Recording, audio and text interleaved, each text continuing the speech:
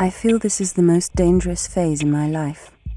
He's planning an accident in my car, brake failure and serious head injury, in order to make the path.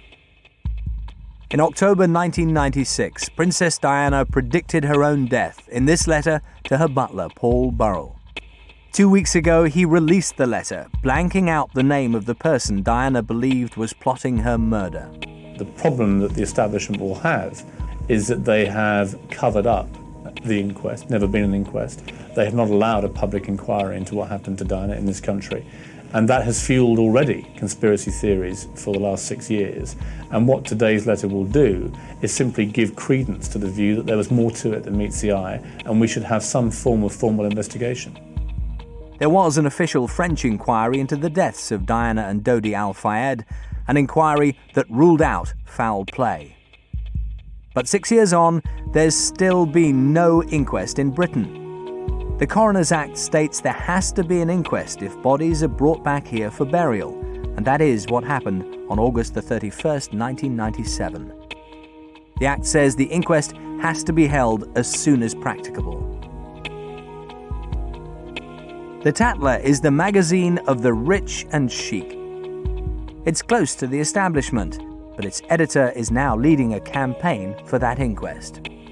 Why has the most famous woman, possibly in the 20th century, who died in mysterious circumstances, not have what she's legally entitled to, which is an inquest? I mean, it is an obligation under the law. It's not a nicety. It's not something which we might feel was polite or decent to do.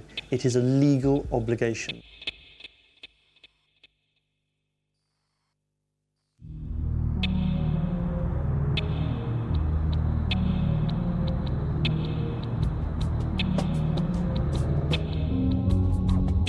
At 20 minutes past midnight on the 31st of August 1997, Princess Diana and Dodi Al Fayed set out from the Ritz Hotel in central Paris.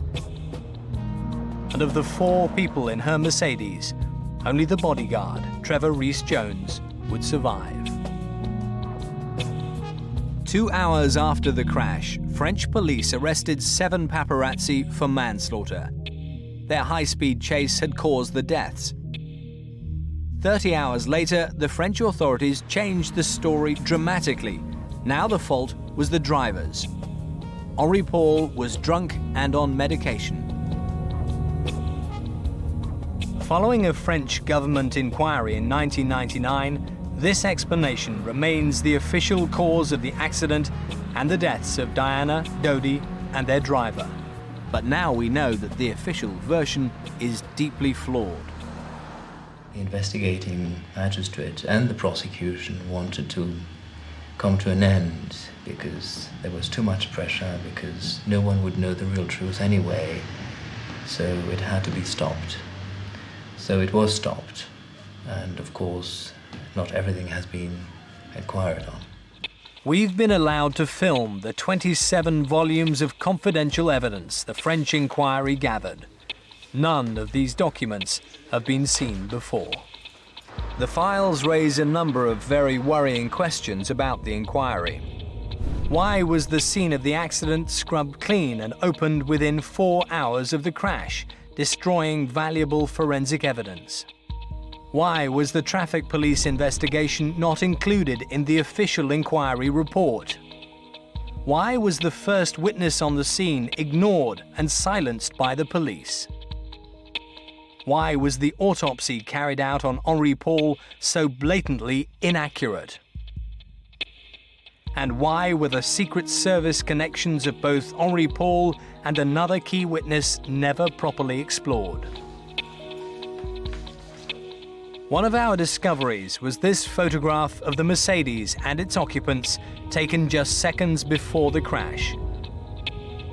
Many vital questions have never been properly pursued, let alone answered. And that appears to be no accident.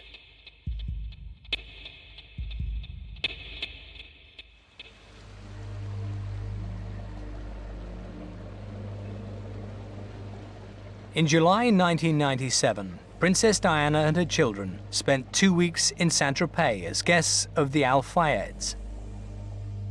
She was a free woman, just divorced and just out of a 2-year love affair.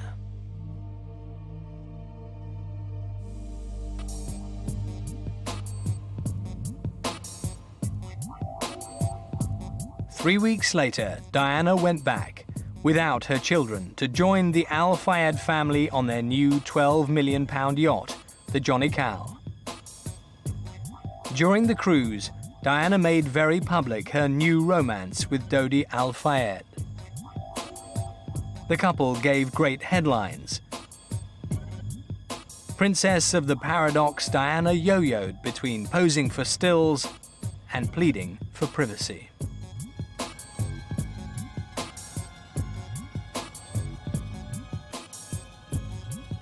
On Saturday the 30th of August, Diana, Dodi and bodyguard Trevor Rees-Jones flew by private plane from Sardinia, where the Johnny Cal had moored.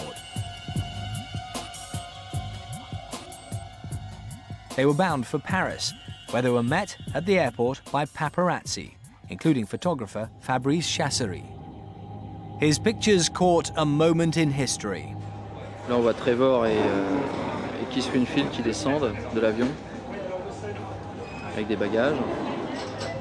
The first time the four people who would drive in the doomed Mercedes ever met. Là, nous, à ce moment-là, on était à peu près vers au niveau de la douane.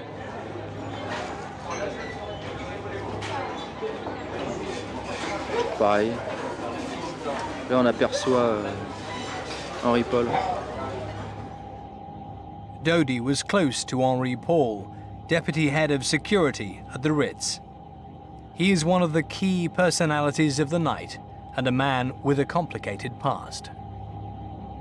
Henri Paul, who was the second in charge of security at the Ritz Hotel and was sort of press-ganged into being the chauffeur that night at the last minute, he was a long-standing agent for MI6, an agent in terms of supplying information to MI6 about the goings-on in the Ritz Hotel in return for cash. And he'd been working for MI6 since, well, I'd seen his file for the first time in 1992, and from memory, he'd been working for MI6 for a few years prior to that. The Secret Service connection was confirmed by Henri Paul's best friend, Claude Garec. Moi, j'ai toujours su qu'il avait des rapports avec les services secrets, mais dans le cadre de son travail.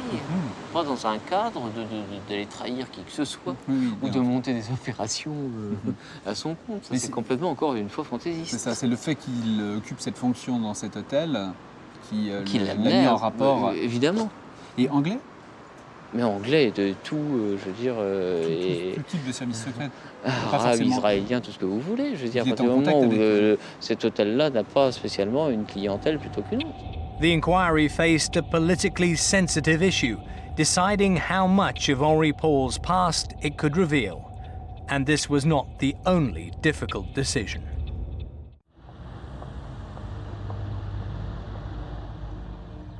Henri Paul accompanied Diana and Dodi to the Villa Windsor, the mansion Edward VIII and Mrs. Simpson had lived in Paris, a property the Al Fayed family had bought. I think she was aware that she was a potential Duchess of Windsor, a sort of loose cannon who they were going to watch very carefully, and she was not averse to upsetting them, and I think she quite enjoyed how much the affair with Dodi would upset everybody back at Buckingham Palace, as indeed it did, and a bit of in-your-faceness was in her nature. They drove to Dodi's flat. Number 1 Rue Arsène-Osé, near the Étoile. Dodi had booked a table at a smart Parisian restaurant, but at 9:45, he cancelled because there was a crowd outside.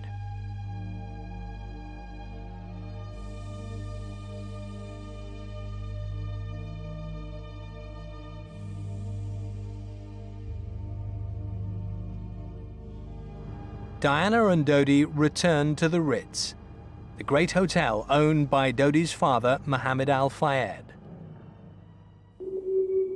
The couple ate in the restaurant. She had sole, he had turbot, and then they went up to the £6,000 a night Imperial Suite. Previous occupants included Hermann Goering, Winston Churchill, and Woody Allen.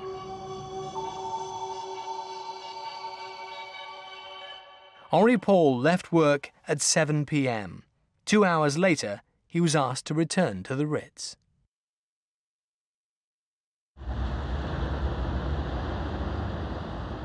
Henri Paul's ultimate boss at the Ritz is also the owner of Harrods in London.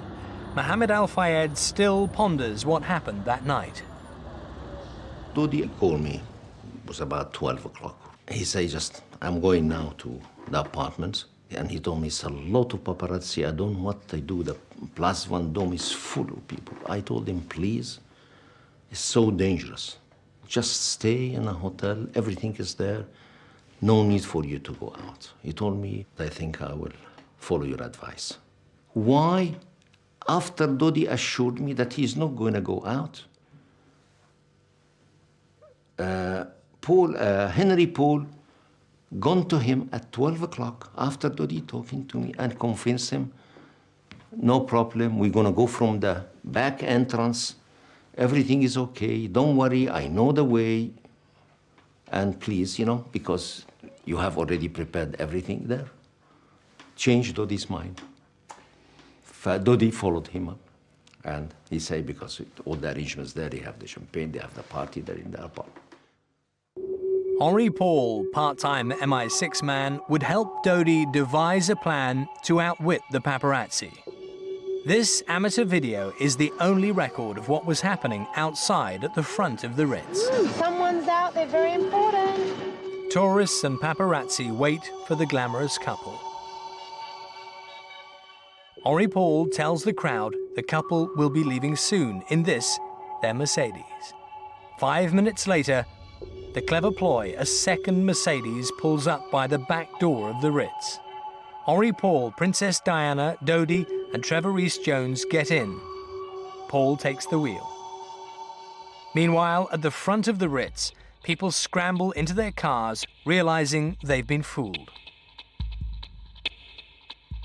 Using two Mercedes might not be vintage James Bond, but it gave Diana and Dodi's car a head start. Chasing Princess Diana! The quickest way from the Ritz to Dodi's flat was up the Champs-Élysées, but at the Concorde, the car turned left instead of right. It then raced along the riverbank of the Seine. It was now actually going away from Dodi's flat. But the French inquiry never asked why they were taking this route. It is a mystery why they were where they were, because there are many different ways of getting to the apartment that they were going to at the top of the Champs-Élysées without going via the Champs-Élysées. Where they were, it's inexplicable. Our access to the files reveals that most witnesses did not see the actual crash because they were either at the entrance or the exit of the tunnel. It's amazing that one crucial witness who was behind the Mercedes was ignored by the inquiry. His name is Henri Paul. Non, je commence à rentrer dans le tournant. Là, il y a des appels de bar. Parce que la voiture, bon, c'est vrai qu'elle roule assez vite quand même. J'avais pas conscience, quoi. Et j'entends comme, à un moment où elle arrive à ma hauteur, j'entends comme une implosion. Et malgré mon pot d'échappement qui avait trafiqué ce que je vous racontais, j'ai entendu cette implosion. Patel was not the only person to hear a strange noise. Clive Guravoodoo, who was on the bridge above the Alma Tunnel, he also was a chauffeur, and his car was parked, and he was waiting for the people he was waiting for to come out of their restaurant or cinema or something, and he was having a cigarette on the bridge over the Alma Tunnel, and he heard this car coming towards him, and he heard a very loud noise, and his conclusion, I think, was that the person driving that car had actually engaged neutral and then pressed the accelerator. That was the sound of a racing engine not in gear, which he described. Et comme je venais d'avoir ma moto, je croyais que c'était la mienne. Donc qu'est-ce que je fais? Je ralentis, je regarde si c'est ma moto qui déconne ou etc. Et à ce moment-là, j'entends un grand boom. C'est la voiture qui s'était éclatée contre le poteau avant.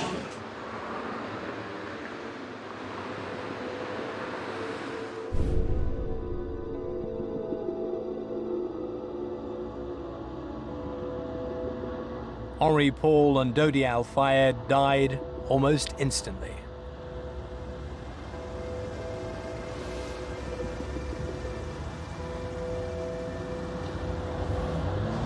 Et donc je prends la personne qui est à l'arrière, donc pas sur le siège, mais côté qui est affalé contre le passager arrière,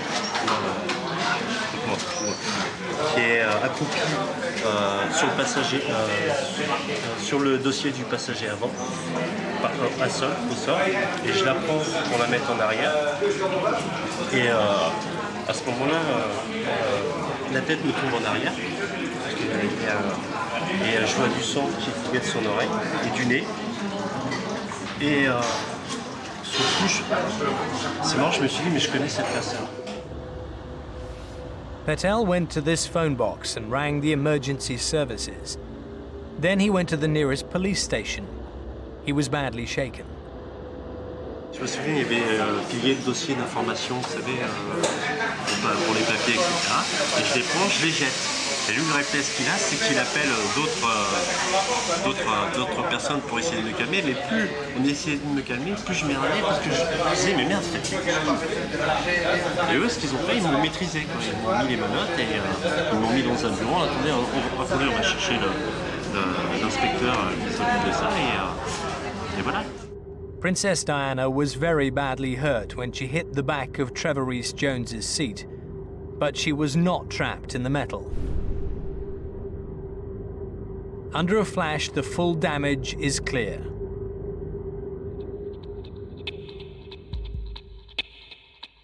At 20 to 1 in the morning, Paris Chief Constable Pierre Massonny was told of the crash. He woke his boss, the Minister of the Interior, and then made for the tunnel.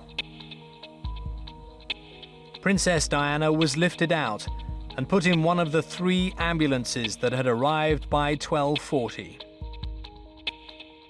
By 2 a.m., Police Chief Massonny and the French Minister of the Interior became worried because Diana's ambulance had still not reached the hospital.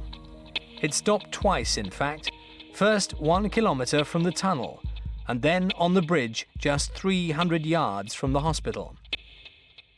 The French press were told this was because Diana's blood pressure was so low. It took over 1 hour and 10 minutes for Diana to reach the hospital, a distance of 3 miles. The inquiry never raised the disturbing question: did this delay almost guarantee Diana would die? Cette nuit, la princesse de Galles a été victime à Paris d'un accident de la circulation à grande vitesse. Elle a été immédiatement prise en charge par le SAMU de Paris qui a effectué la réanimation initiale. À son arrivée à l'hôpital de la Pitié-Salpêtrière, elle présentait un choc hémorragique gravissime, d'origine thoracique, puis rapidement un arrêt cardiaque. Une thoracotomie d'urgence a mis en évidence une plaie importante de la veine pulmonaire gauche. Malgré la fermeture de cette plaie et un massage cardiaque externe puis interne de 2 heures, aucune efficacité circulatoire n'a pu être rétablie et le décès a été constaté à 4 heures du matin. Soon after, the paparazzi were arrested, and they became the first guilty party. With the snappers behind bars, the police took no notice of what Patel was saying. He had seen no paparazzi around him or around the Mercedes, but he was surprised to find himself bundled into a van in handcuffs and taken to Paris police headquarters. Et donc il y a un officiel qui est venu, dont je ne dirai pas le nom, et qui m'a dit simplement qu'il ne valait même pas que je me fasse connaître. Et c'est tout. Il m'a lancé seulement cette menace. Moi je ne savais pas qui c'était à ce moment-là. The information provided by Patel leads us to believe the official was Chief of Police Massonny. We put this to Mr. Massonny, but he has never responded.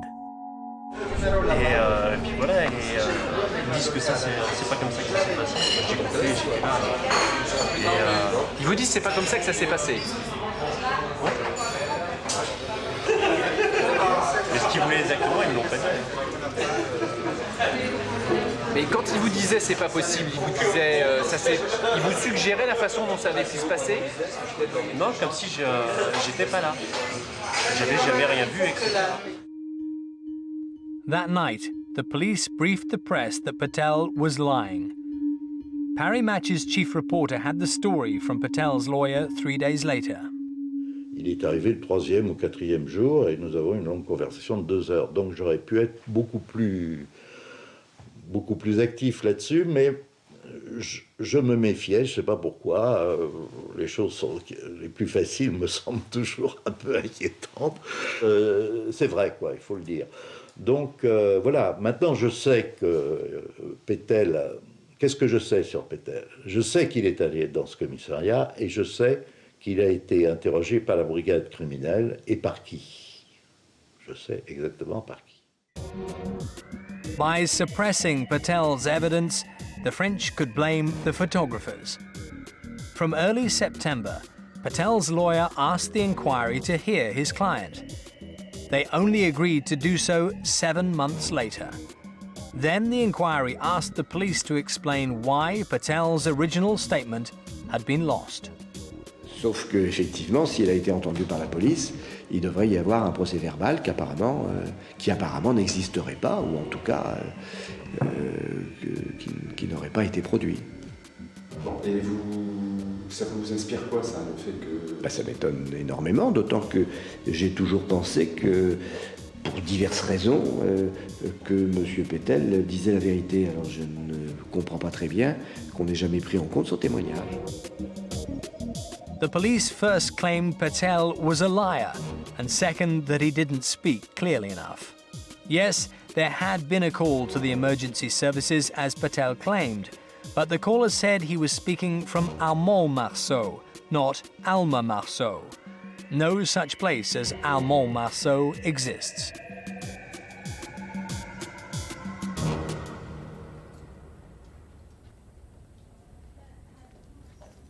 Harrods head of security had worked at Scotland Yard for 26 years.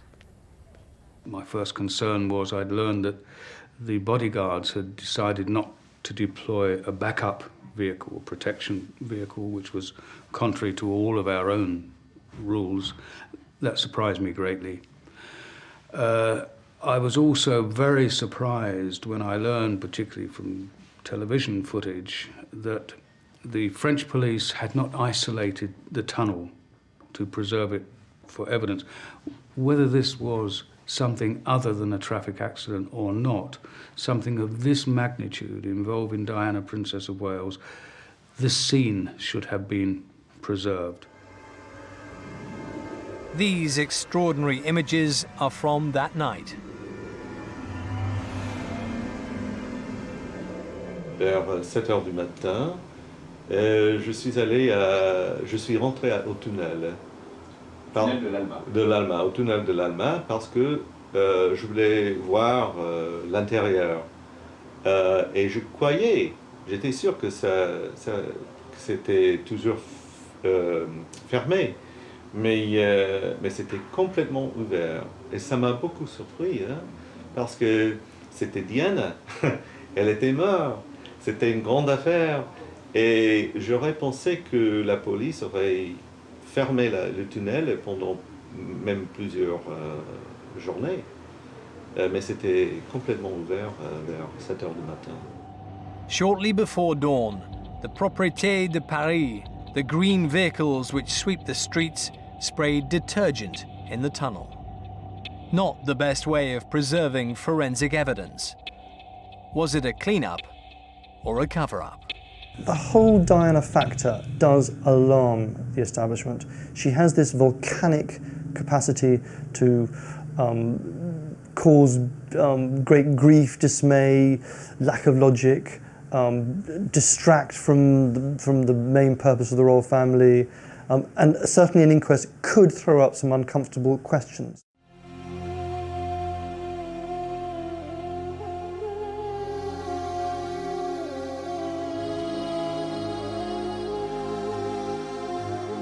The most famous woman in the world had died. Happy birthday! As Diana's body was brought back to Britain, everyone here expected a thorough investigation, like an inquest.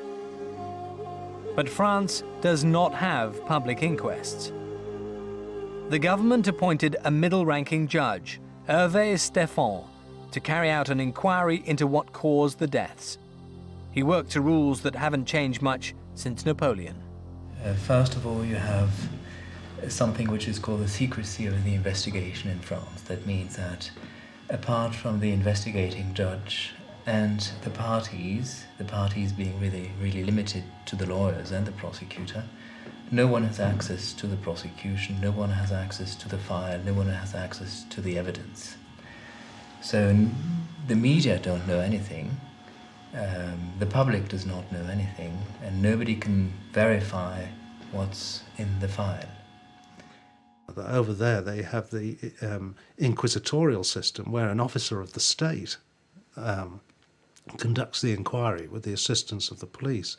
And of course all officers of the state are paid by the state and beholden to the state. And one is, shall one say, in no circumstances sceptical as to whether or not there can be interference from above.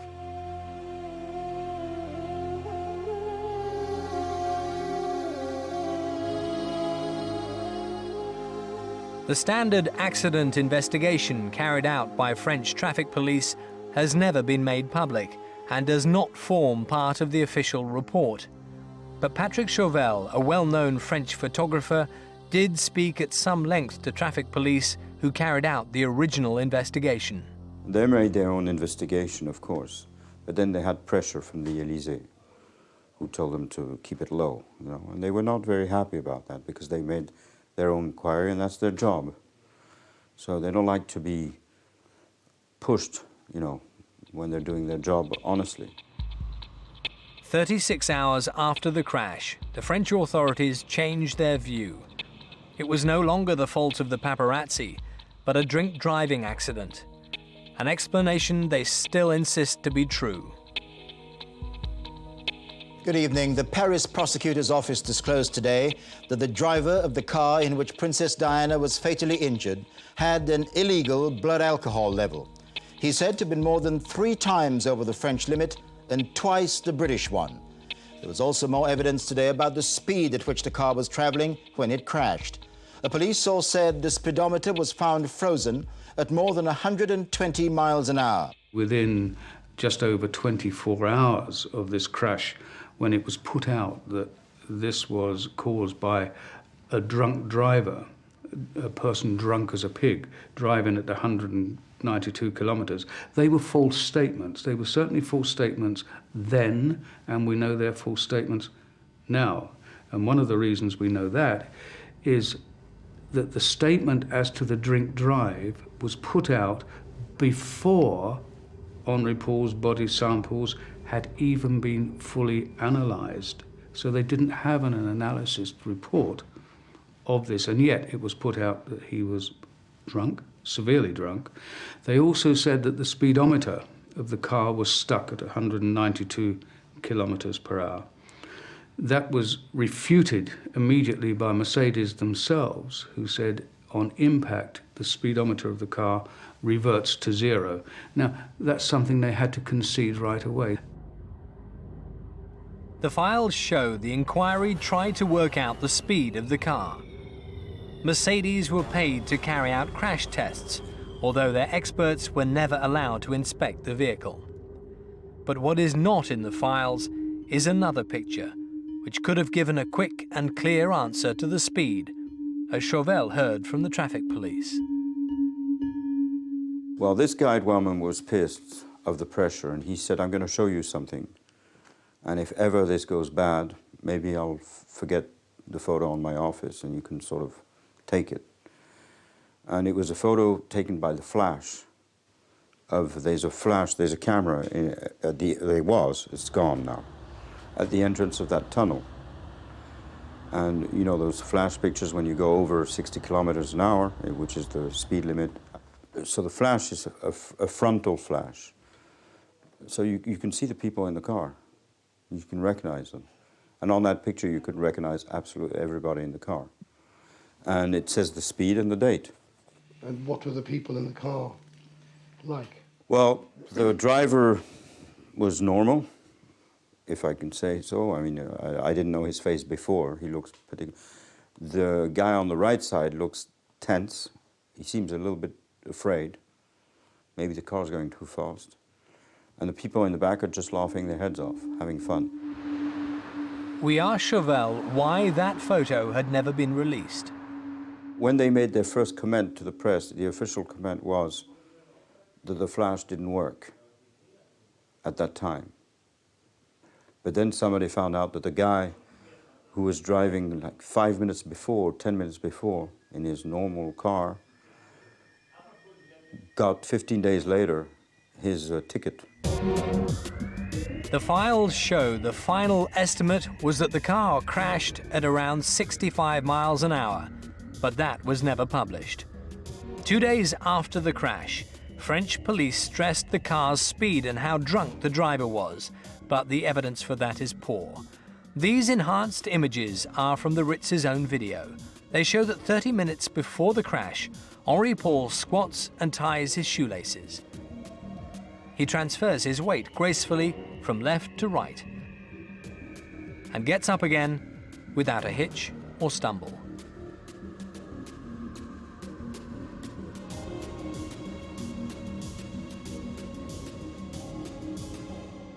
Paul spent 2 hours before setting off from the Ritz in the company of Trevor Rees-Jones. Did Trevor Rees-Jones have any feeling that Henri Paul was drunk? No, none whatsoever. He would, in fact, not have permitted in any shape or form anybody he had suspicion of having drunk to drive the car. That was an essential part of his job, to ensure the couple's security. The autopsy on Henri Paul was carried out by Professor Dominique Leconte and Dr. Gilbert Pépin. They concluded that Henri Paul's blood had 1.74 grams of alcohol, twice the legal limit in Britain. He also had legal medication and an average of 20.7% of carbon monoxide. The carbon monoxide reading is bizarre because such a high level leads to erratic behavior. Pas possible. Car plus de 20% de monoxyde de carbone, on ne peut pas conduire. On ne peut pas se tenir debout. On vomit. On a mal à la tête. Donc on aurait décelé chez M. Paul un comportement tout à fait anormal. Il n'aurait pas pu prendre la voiture puisque au moins le garde du corps l'aurait empêché de prendre le volant. The first thing we wanted was an independent post-mortem, and that was denied without reason. They wouldn't give a reason why we couldn't have one. We then asked for an independent analysis of these body samples, and that was denied.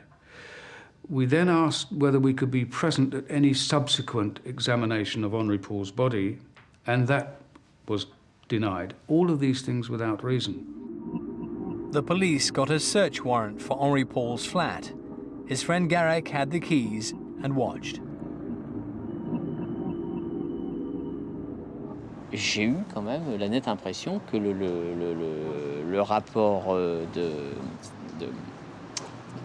perquisition était quand même un petit peu orienté. Parce que vous voyez, on a toujours fait on a toujours dit il y a une bouteille de martini dans le frigo alors qu'on ne buvait pas de martini. On disait qu'il y avait des bouteilles de Ricard. Tout d'un coup, il semblait que son bar était extraordinaire alors qu'il était tout à fait commun. J'en ai un moi-même à peu près du même ordre. Et vous dites que vous sentez qu'il était orienté parce qu'on cherchait de l'alcool? Orienté, puisqu'on n'a jamais dit qu'il y avait par exemple 240 bouteilles de Coca-Cola.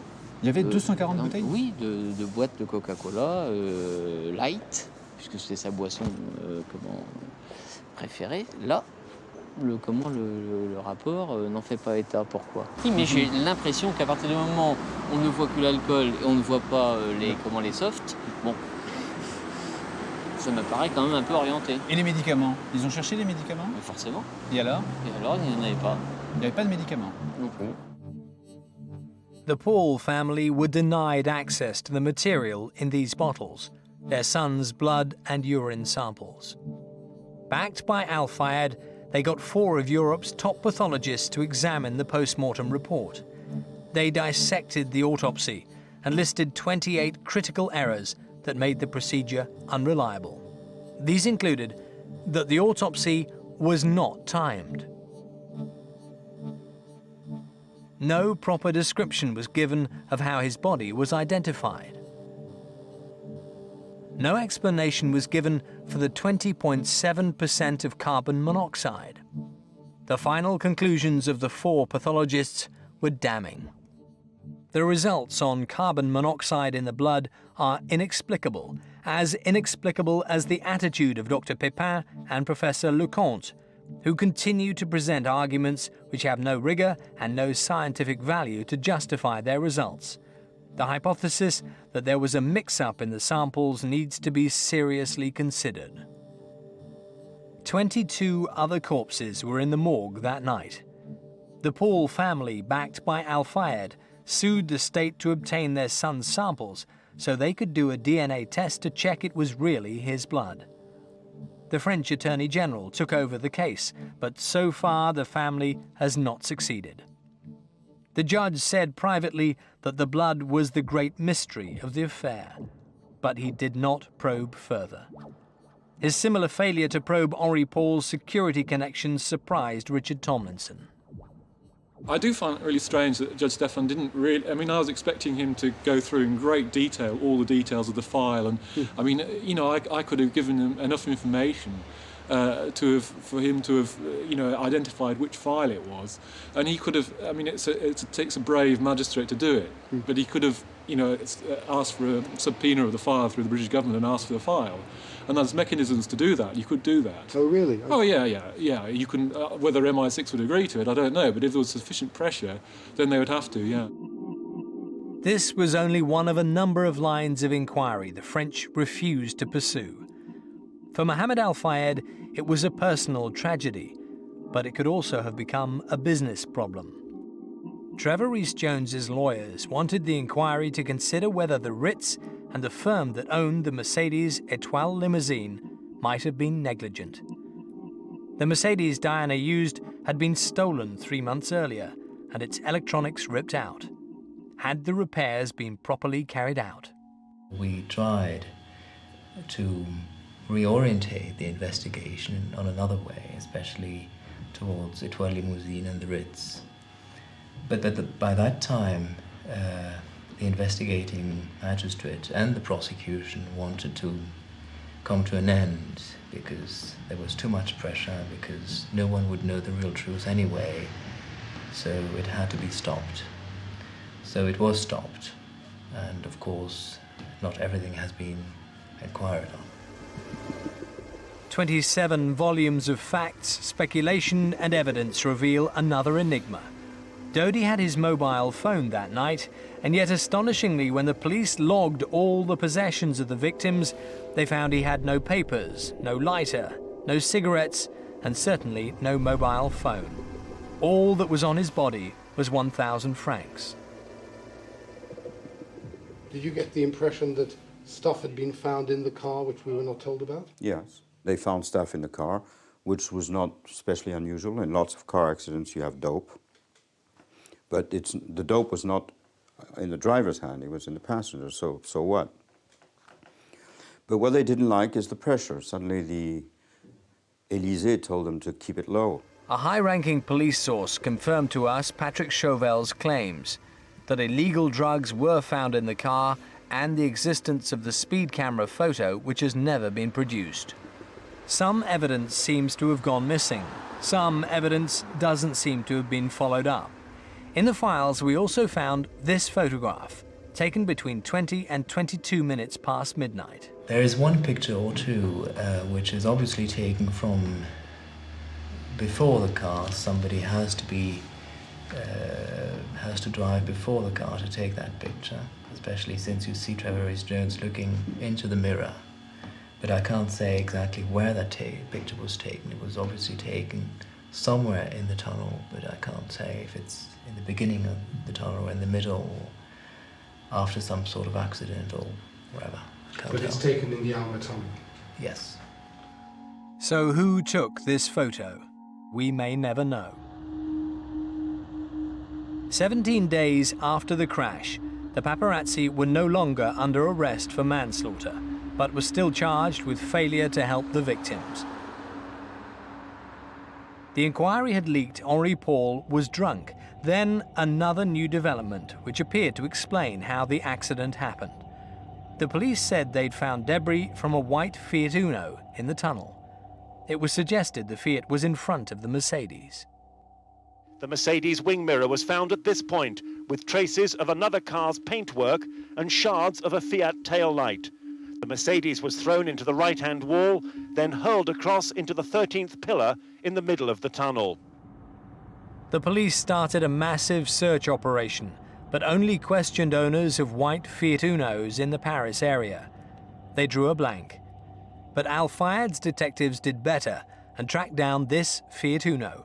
Its rear tail light had been fixed, and it belonged to a paparazzi. La princesse. Te voilà bien. His name was James Anderson. His past was even more mysterious than Henri Paul's. James Anderson made no secret of the fact he had a white Fiat Uno when French television profiled him 3 years ago. Il y a une très bonne anecdote. C'est une voiture qui a 325 000 km maintenant. Une année, je fais quelques photos de M. Gianni Agnelli à Saint-Jean-Cap-Ferrat. Il se baignait sur son bateau, le Capriccia. Je fais quelques photos de lui. Le lendemain, il me reconnaît. Il revient dans le port de Saint-Tropez. Et je lui dis, j'ai à peu près déjà 200 000 km avec, alors que là, j'ai 325 000. Et il me dit, l'artiste, quand tu seras à 500 000 km, je te ferai un cadeau d'une voiture. Moi, je vais vous dire personnellement ce qui m'inquiète énormément aujourd'hui. Il manque 175 000 km et je me demande... During the summer, Diana had been photographed by James Anderson. He was a paparazzi with political connections at the highest level. He was the official photographer to one French Prime Minister, and friendly enough with another, Lionel Jospin, to share a motorbike with him. Yet French Special Branch was so worried by his history, they'd started to investigate him, as one of their senior officers revealed to us. Au mois d'août 97, nous avons pu apprendre qu'il avait passé plusieurs jours sur le yacht où se trouvait la princesse Al Fayed, ce qui franchement n'est pas très normal, n'est pas très courant pour un journaliste. Il était sur le yacht même. Et pas 1 heure, mais il y aurait passé sans doute 2 ou 3 jours. Oui, ce sont des sources fiables. Richard Tomlinson recalls a figure like Anderson in MI6. The MI6 have a cadre of people who have their own profession, their own life, they do their own jobs. They can be barristers, they can be all sorts of things, who just happen to have a skill which is occasionally useful to MI6, and they kind of work on a short-term contractual basis for MI6. They had one guy who was a photographer, and his normal job was as a paparazzi photographer, but occasionally he would do work for MI6. French security services had evidence Anderson was in the Alma Tunnel. Et il se serait vanté, dans son entourage, quelque temps après, d'avoir même donc photographié et même enregistré, sans doute, les derniers instants, du moins sous le pont de l'Alma, de la princesse Diana. C'est un témoignage qu'on a recueilli dans son entourage. The widow of one of Anderson's friends confirmed he had boasted to them he was at the scene. Il m'a dit qu'il y était. Il nous a dit qu'il y était. Je suis venu, il a vu l'accident et tout ça. Mais il n'a pas été pris par la police. Il est parti parce qu'il était malin. Vraiment, James Anderson avait de très fortes intuitions. Il avait l'art d'approcher de nombreuses personnalités qui ensuite sont mortes subitement. French Special Branch became interested in Anderson when they noticed he'd been the last person to photograph and one of the last to talk with Pierre Bérégovoy. Que James Anderson pouvait sans doute ne pas travailler seul et être manipulé ou dirigé soit par un service ou des services, soit par une équipe qui, à un certain moment, pouvait être chargée d'éliminer ou de gêner ou de compromettre une personnalité, et Anderson faisait sans doute office d'agent de renseignement. On a évoqué les liens que pouvait avoir Anderson avec des services anglais ou services français. Cela n'a jamais été formellement prouvé, Mais c'est une hypothèse qu'il ne faut pas exclure. Et puis il y a surtout les conditions absolument ahurissantes de sa mort. In June 2000, Anderson apparently committed suicide by setting fire to himself in his car on this piece of army land. He left no suicide note. His body was found by French commandos. Both friends and even the funeral director are very skeptical that Anderson really killed himself. None of this was ever mentioned by the French inquiry.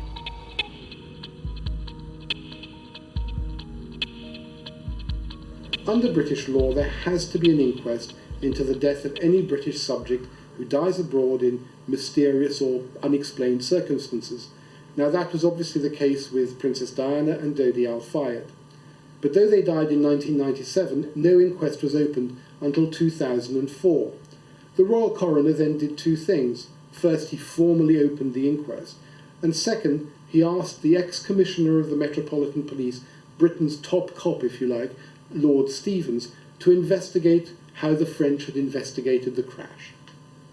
Lord Stevens took a team to Paris. He got access to all kinds of documents which investigators and journalists obviously found it hard to get to. And he said, rather cryptically, that there really was something wrong with the way the French had gone about the investigation. We've got new witnesses and new forensic evidence. But then we had another shock in June 2006. By then everybody thought Lord Stevens would soon issue his report, and everybody thought the coroner would finally open the inquest properly. But suddenly the coroner then announced that the inquests into Princess Diana and Dodi Al Fayed were simply too time-consuming, and he had to resign. So we now find ourselves in the very strange position that there has to be an inquest. The inquest has been opened, but there is nobody to run the inquest. James Anderson was only one reason why there was pressure not to explore certain irregularities about the accident investigation. The first witness on the scene was ignored and deliberately discredited. A proper traffic accident investigation was apparently suppressed, and the victim's possessions had apparently vanished. The dead driver's autopsy was clearly flawed, yet formed the basis for the main conclusion that drunk driving was to blame. The driver and another key witness had strong Secret Service connections, but these were never explored. To blame the driver, Henri Paul, as the French authorities have done, may be convenient, even politic. But the true causes of the crash are complex and murky. The revelation that Diana predicted she would be the victim of a so-called accident has sparked even more calls for an inquest. It's third-class treatment for a first-class tragedy. It's very difficult to get to the root of why they have delayed. There are rather feeble excuses like, we're waiting for the French inquiry. Well, the French inquiry is over. There are feeble excuses like, we want to make sure we can get all the witnesses. Well, the same witnesses are there as ever have been there. We certainly won't see an inquest open in 2006. We probably won't see an inquest open in 2007. And the best guess is that maybe it will open in 2008, 11 years after the crash in the Alma Tunnel.